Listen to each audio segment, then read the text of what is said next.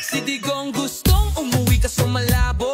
Gusto nyo siyang malaya, sige petition go. Pero ay sisi, may kondisyon na malinaw. Kailangan ng gobyerno, hindi bara-baratsong baw. Si BBM ngayon ang may kapangyarihan. Kung papayagan ba o tuluyang tanggihan. Eh kayo naman, puro mura, puro angas. Walang respeto, puro lang dahas. Kung tunay kayong gusto siyang palayain, daan sa proseso, wag puro angkin. Hindi sa ingay kundi sa tamang galaw. Dahil batas ang labanan, hindi lang sigaw. Gobyerno ang may huling pasya sa usapan. Pero araw-araw binabastos nyo nang walang tigilan. Tapos magtatanong bakit ayaw kami tulungan. Di kayo nagpakabait, puro kayo kalokohan. Gusto nyong pabor pero puro reklamo. Wala namang respeto, angas lang ang plano. Kung talagang may gusto, dapat marunong rumespeto. Hindi puro sigaw tapos siyak sa dulo. Tapos ng laban, wala nang atras. Ang kayabangan, Diyos siya ring tumapos. Sa dami ng drama, kayo rin ang talo.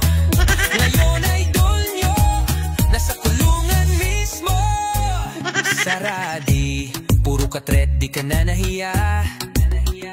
Pinagbantaan mo si Baby BM, ayan na na-impeach ka tuloy, wag kang magdrama.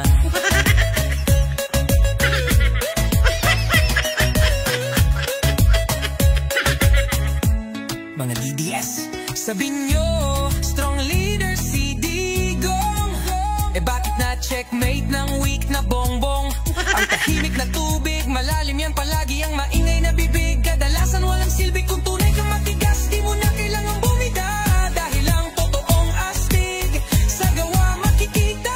Si Inday Sara galit sa ICC, pero gusto nyo pa rin palayain si Daddy. Eh paano papabor kung puro kayo mura? Sa halip na tulong, lalo kayong nabaon mga tanga. BBM na yun, wala nang pake. Samantalang kayo sugod ng sugod, wala namang sense. Dapat noon pa inisip nyo to, para di ngayon kayo na ang talo. Si Tatay Digong ngayon tahimik, kasi wala nang ibang tactic. Si Sara Duterte, wala nang power. Lahat kayo parang naligaw sa danger. Ang lesson dito, wag masyadong mayabang. Baka balikan kayo ng sariling kasalanan. Matalino man daw na paglalamangan, kaya ngayon wala nang matakbuhan. Ang akala nyo noon kayo'y may suporta, pero ngayon wala na kayong pag-asa. Sa dami ng galit, kayo rin ang sumablay. Ngayon sumisigaw pero wala nang saysay. Akala nyo dati kayo'y matibay, ngayon nagkawatak-watak parang nasa buga ng bahay. Ang ingay nyo dati parang sigaw sa lansangan, pero ngayon wala na kayong laban.